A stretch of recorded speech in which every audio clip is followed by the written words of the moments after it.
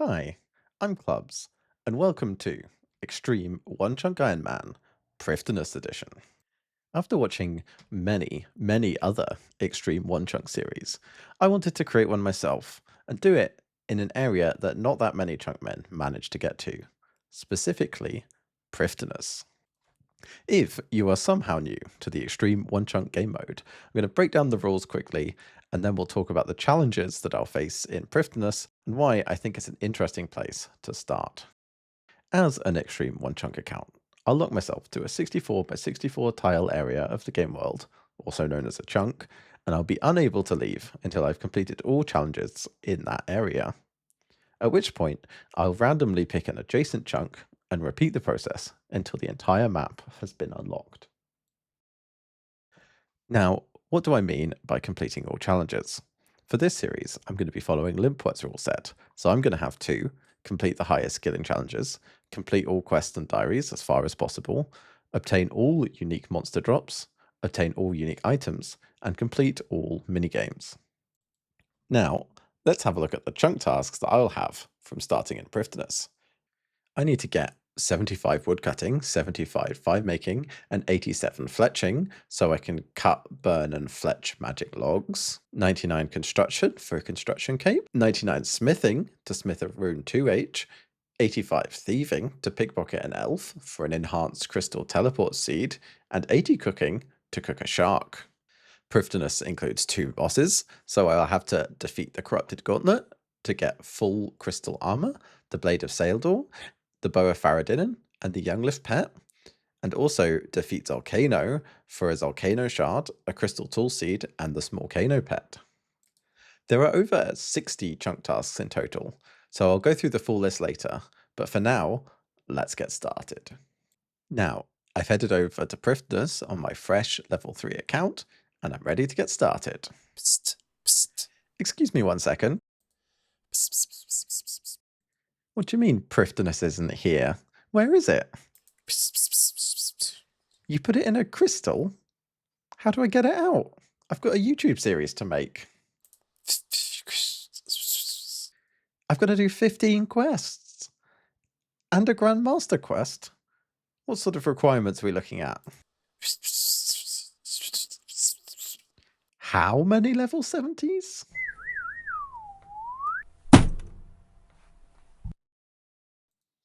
Okay, let's try that again, shall we? Hi, I'm Clubs, and welcome to Xtreme Onechunk Ironman, Prifddinas edition. The Prequel, where I try and complete the Grandmaster quest, Song of the Elves, under the following conditions.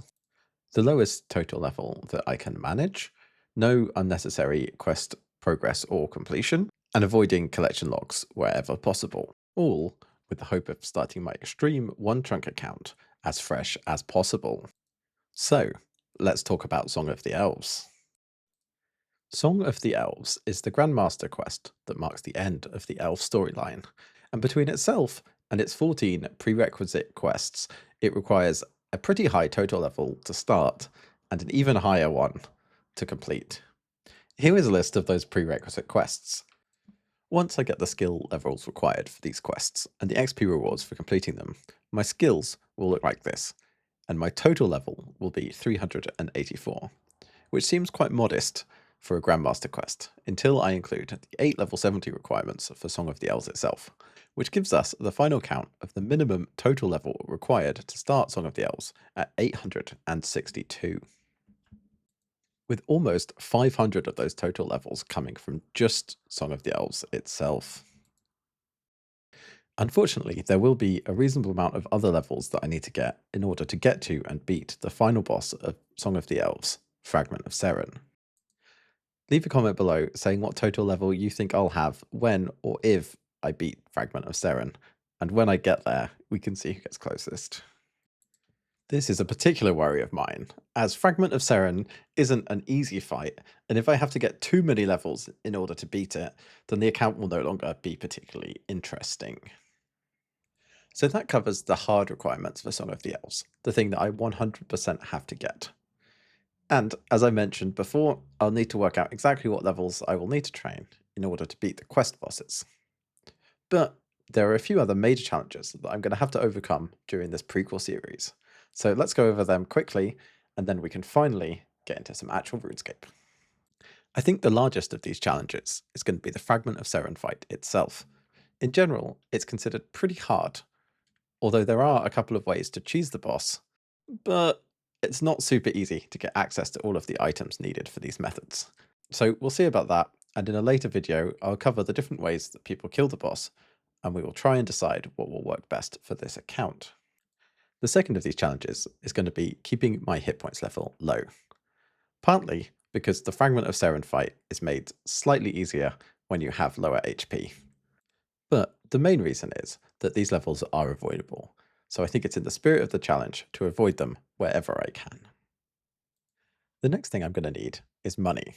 I'm going to need at least a few million in order to train construction to level 70. And then there's other things like runes and a few other supplies that I'm going to need along the way. Another issue I'm going to have is getting supplies. With a maximum cooking level of 31, I'm not going to be able to make myself any decent food, and who knows what potions I'm going to get during my herblore grind. The next issue I'm going to have is herblore XP. Traditionally, very difficult to train on an early game Ironman, and often relies on quest rewards and lamps from achievement diaries. But as I don't have access to any of these things, and I'm not going to be able to use combat to get herblore seeds from monster drops, I will have to find alternative sources for my herblore XP. And finally, we have smithing XP. The first thought is you get smithing XP from mining. However, there's no mining method that I can find that gets you more banked smithing XP than it does mining XP. So no matter what method I choose, I will always get to level 70 mining before I get to level 70 smithing. These are the problems that I'm going to have to overcome in the next few episodes. And for the rest of this episode, I'm going to take a stab at solving one of those problems and get surprisingly wealthy on a fresh level 3. Let's go make some money. First things first, we need to pick our name. And I've decided to go for the slightly uninspired, but at least informative name of Prifddinas. Now we've picked her name, we can decide on what we want to look like. I'm going to do my best to make her look as elfy as possible, so when we get to Priff, she will at least fit in. And then we can blast our way through Tutorial Island and start working on our goals. I'm going to start off the episode about making money right by doing some thieving, and it's going to get us some early cash and some early food, so we can start getting on with our other grinds. First step is to get level 5 thieving on men. Now I'm level 5, we can head over to Ardoin and steal cakes from the baker's stall, which is not only a classic newbie Ironman food, it also sells surprisingly well, and the baker will buy each cake back for 40 GP each. But I don't need that much cash right now, so we will sell some and keep the rest for food. 15 thieving is good enough for now, so we're going to take a short boat ride over to our first long-ish skilling method, the Brimhaven Agility Arena.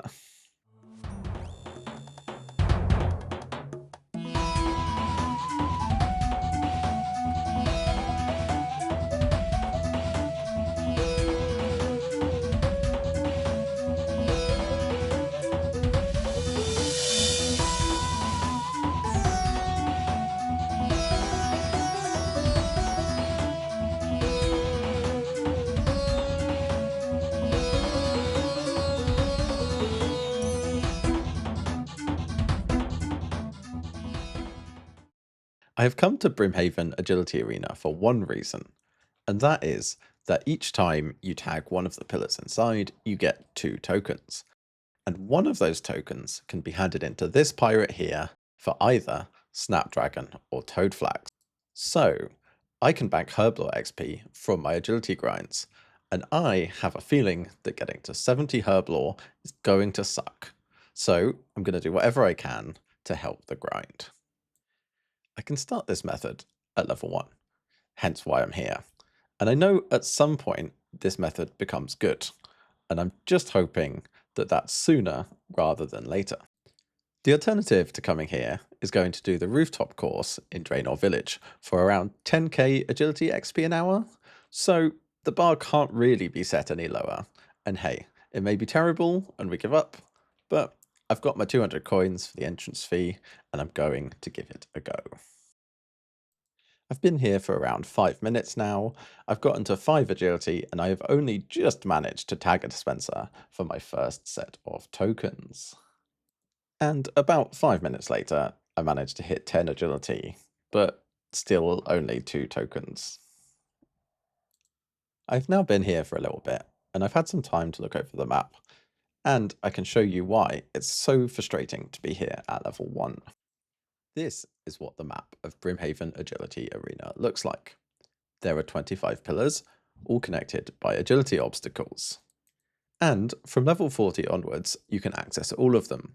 So, if you position yourself in the middle after each ticket, then the maximum number of obstacles you will have to traverse is 4. And you will reach each pillar with a good amount of time to spare and to do other activities, like alking and fletching. And this downtime, in my opinion, is the main strength of this method, and why you might consider it over traditional agility training. Now, if you come here at level 20, the map looks like this. And if you position yourself sensibly after tagging each pillar, then you can get to any other pillar in 6 or less obstacles, and give yourself a really good chance of getting to the next pillar, and hopefully get back into a good position, but it's not guaranteed, and there's very little downtime for alking and fletching at this level.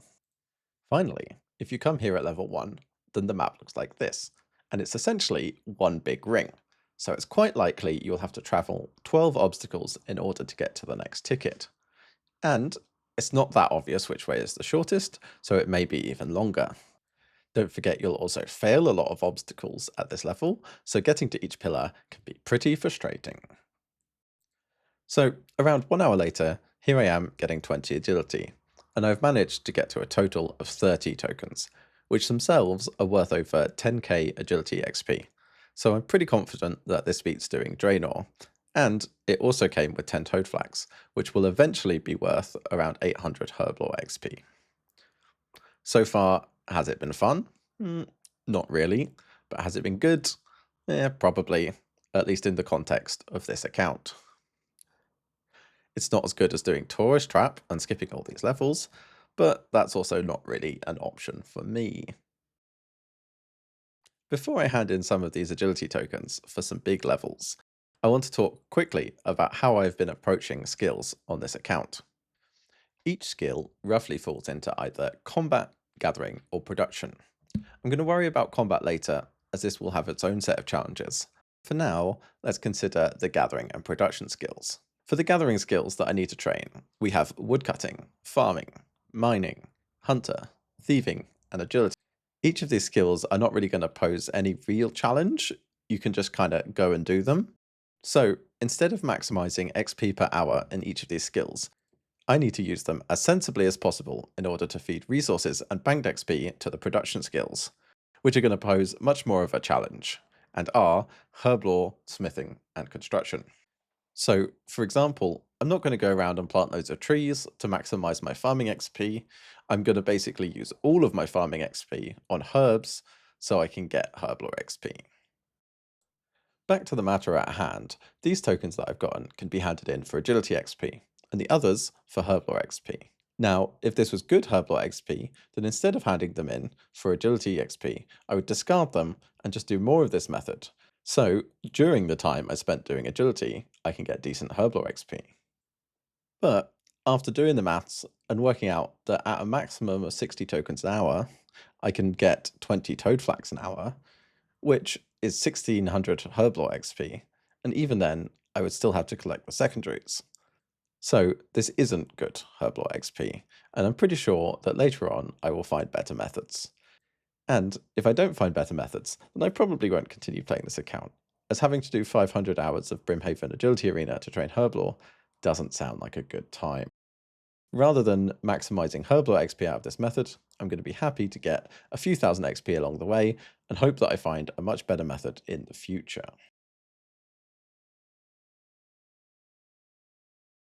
Now let's see what level I get to for handing in these 34 tickets. 32 agility is way more than I expected from this method. After only 1 hour invested, I'm pretty pleased to come away with a small amount of herbal XP and a pretty decent start on our agility grind. What I probably should have done is worked out exactly how many tickets I needed to get to level 20 and stopped then. This would allow me to maximize the amount of time I had access to the better obstacles. But I need 200 coins to get in each time, and I'm still a little strapped for cash. I will now head back in, and I'll re-emerge when I have enough tickets to get to level 40, and at that point I'll reevaluate what I'm going to do next. Another 32 laps done, and I'm here to turn in the tickets to get over that all-important level 40 threshold.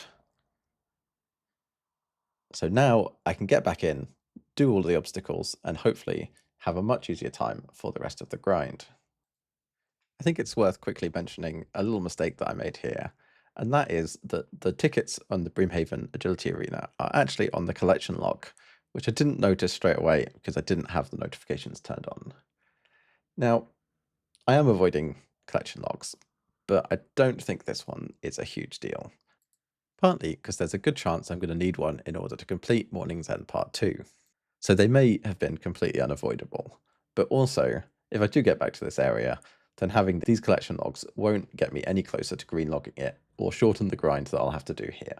So at the end of the day, I don't think it's a big deal, but it is worth mentioning for the sake of integrity. Now, it's time to talk about when we're done with Brimhaven Agility Arena. And it's at level 52 when we can move on to our next training method. However, as this was in my sort of first week of trying to record clips, I failed to get that clip. So instead, here's a clip of me getting to level 48, and together we can pretend it's me getting to level 52.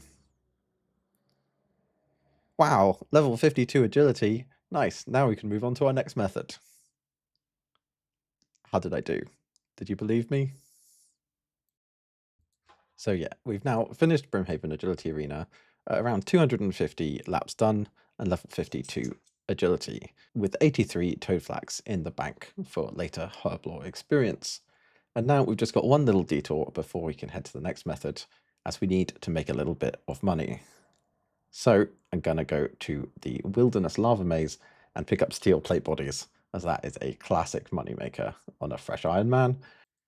Then I sold them to the shop in Varrock. And here I am now in the deep wilderness with 150k, some cakes, my Ironman armor, ready to start the Wilderness Agility course.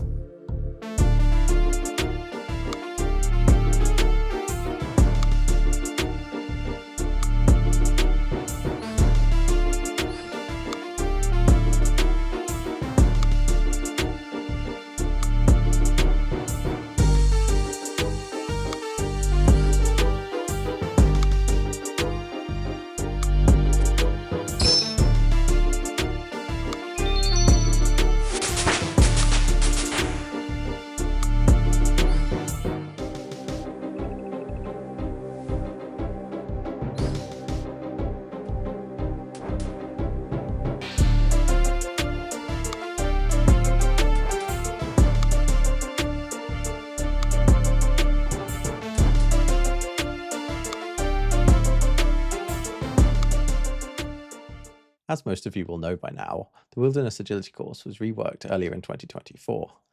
You can now pay 150k to this dispenser at the beginning, and it will give you a looting bag, and then at the start of every lap, you will be given an agility token that could be turned in for agility XP, and either blighted food or super restore, and an alchable item that will become more and more valuable the more laps you do. If you die, you lose 150k, and if you log out or hop worlds, you lose 25 from your lap streak. The Wilderness Agility course is why I've avoided combat up until this point, because we are deep in the wilderness, and any account under 59 combat will be able to attack me. And with level 10 HP and no protection pairs, all you need to do is click me and I'm gonna die.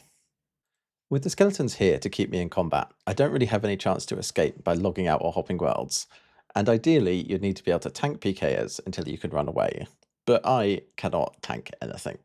So, instead, I'm hoping that being level 3 will protect me long enough to grind out the money I need, and once I'm done here, I can work on my combat stats.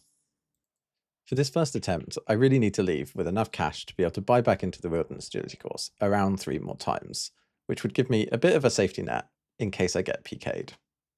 Because if I get PK'd on this first attempt, I'm going to lose all of the money that I've made, and I'll probably have to go back to picking up plate bodies in the wilderness, which I don't really want to do, but if we get PK'd, we get PK'd.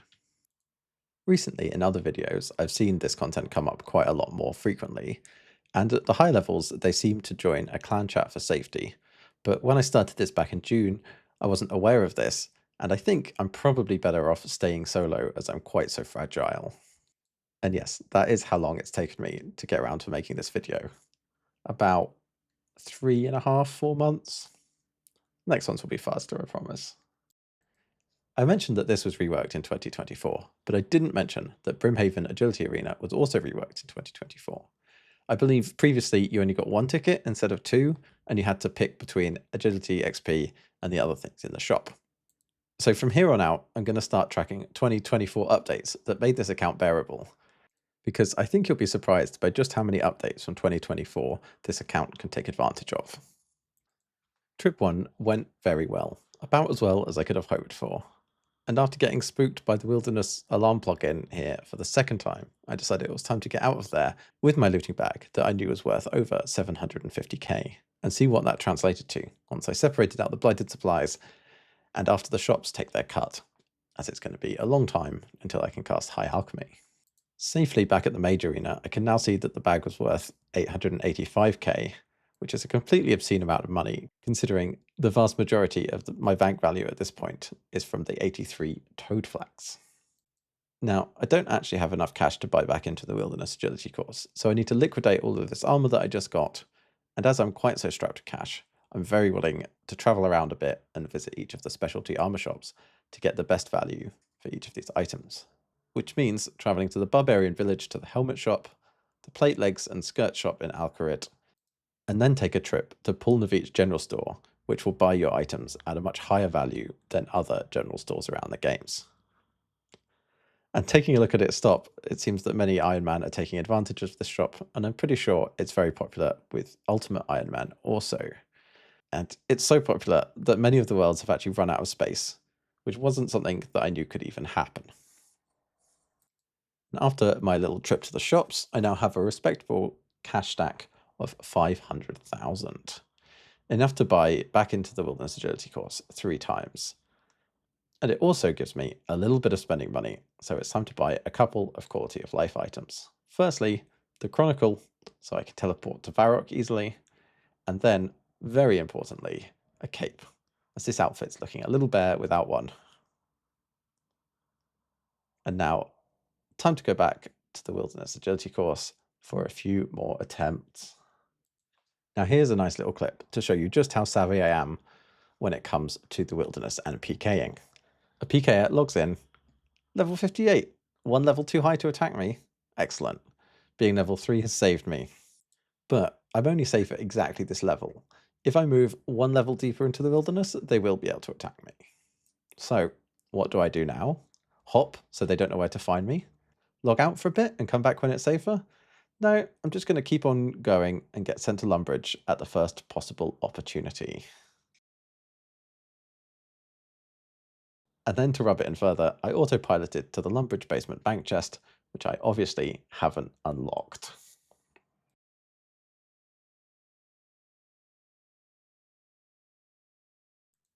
So I'm now 1 for 2 in successful wilderness trips, and I really need this method to work, as I'm going to need quite a lot of money to get to 70 construction. And the more money I make, the comfier this series will get, as I'll be able to use things like charter ships without worrying, and just buy whatever I like from shops. But if I just have to scrounge enough money to get construction, then it will make everything a little bit harder. So I'm hoping to get a decent little buffer of cash. After looking at some of the XP calculators for construction, if I do my construction via mahogany homes with oak planks, then I'll only need a little over 1 million to fund the whole construction grind, which is actually quite a lot lower than I expected. But I still think I'll stay here until I get a few million, and then we'll be safe for buying all of our runes and any other things that we want along the way. It's good agility XP here anyway, and it would be nice to have that buffer for when I mess up, as it's not really an if, it's definitely a when. Trip number 3 ended here when I saw a level 56 walking up the ramp, and although they didn't look like a PKer, it doesn't take an actual PKer to kill me, so I take my looting bag worth about 1 million and head off to the bank.